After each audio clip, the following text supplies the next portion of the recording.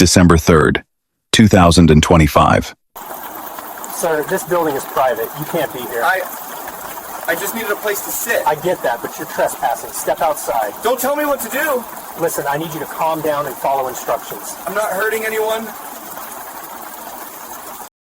A downtown apartment building shivered under drizzle and amber streetlights as officers responded to reports of a trespasser intoxicated, confrontational, and convinced rules didn't apply to him. What began as a routine check spiraled into tension, verbal sparring, and the clash between entitlement and authority. Every gesture, every word, was a potential trigger, a test of patience, and a reminder that compliance isn't optional, even for the self-assured. Witness the confrontation through the officer's eyes, feeling the pulse of authority and human error. Stay with us, as each heartbeat, step, and pause reveals the fragile line between power, procedure, and consequence. Rain-slicked streets glimmered under the amber glow of streetlights.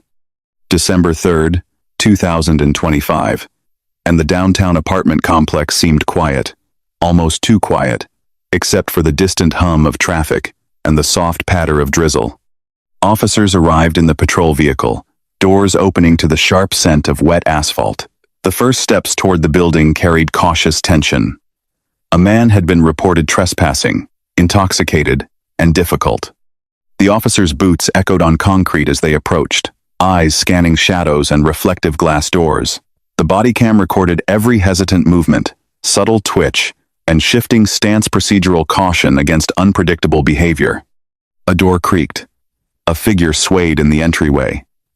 Silence stretched. He froze for a moment, blinking under the glare of patrol lights. The man was disheveled, coat damp, hair sticking to his forehead from the drizzle. One hand reached toward the doorframe, the other hanging loosely at his side. The officers called out, measured but firm, their voices cutting through the soft hum of rain and distant traffic.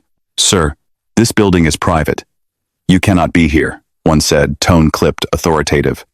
The man's gaze darted between the uniform and the glowing badges, uncertainty flickering across his features.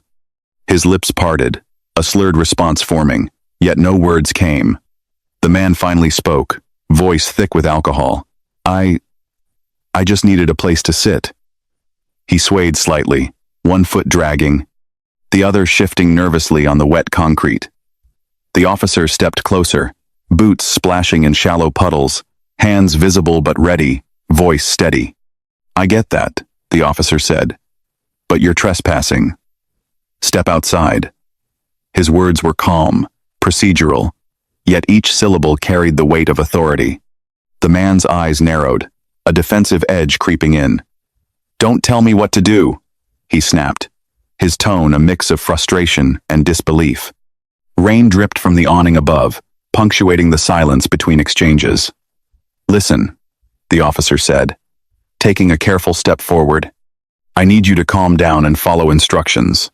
The man's hands lifted slightly, trembling, as he tried to maintain balance on the slick concrete. "I'm not hurting anyone," he muttered, voice quivering, a mix of defiance and fear threading through each word.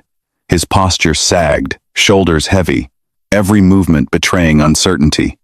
The second officer stayed just behind, hand hovering near the radio, scanning the periphery for any sudden motion. The drizzle intensified, pattering on jackets and pavement, the orange streetlights reflecting off puddles, amplifying the quiet tension as words hung in the cold night air. The first officer's voice sharpened slightly, precise, and measured. "I understand, but you can't stay here. Step back." His stance was firm, chest squared, body cam capturing the slight sway of the rain-soaked scene. I'm fine here. Just a minute."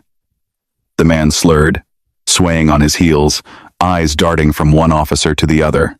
The tension spiked, subtle but undeniable each pause, each word testing patience and procedure. "Sir, this isn't negotiable. Step outside now," the officer repeated, tone clipped, authority clear. The man raised his hands, voice rising. "Why are you hassling me?" Rain fell heavier now, tapping against the concrete and metal, as officers held their ground, waiting for compliance. It's not a hassle, the officer said, voice steady. It's procedure. You need to comply. Every syllable carried the weight of policy, a calm anchor against the man's wavering stance. The cuffs rested at the officer's belt, a silent promise of consequence. The man's shoulders slumped slightly, breathing heavy, eyes flicking between the patrol lights reflecting on puddles and the officer's firm stances. I didn't know it was such a big deal, he muttered, voice low, more observation than admission. The drizzle continued, light bouncing off wet surfaces, the hum of distant traffic and faint sirens blending with tense silence. Every movement was measured, every glance significant, as procedure pressed forward. The officer's tone remained calm, but unwavering. Cuffs are coming on if you don't step back immediately. Each word was deliberate, measured, a clear line drawn between compliance and enforcement. The man swallowed hard, voice low, swaying slightly. Okay, I'll move. His hands lifted slowly, fingers stiff, signaling tentative cooperation. Hands behind your back. Slowly, the officer instructed, body positioned to maintain control while avoiding escalation. The man complied, shoulders tense, each movement cautious, breath visible in the cold night air. Turn toward the car. Keep it calm, the officer said, guiding the final procedural steps.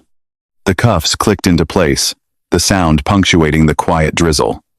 Red and blue patrol lights washed over wet concrete. Distant traffic hummed softly, and the body cam captured the still tension of a situation resolved without violence.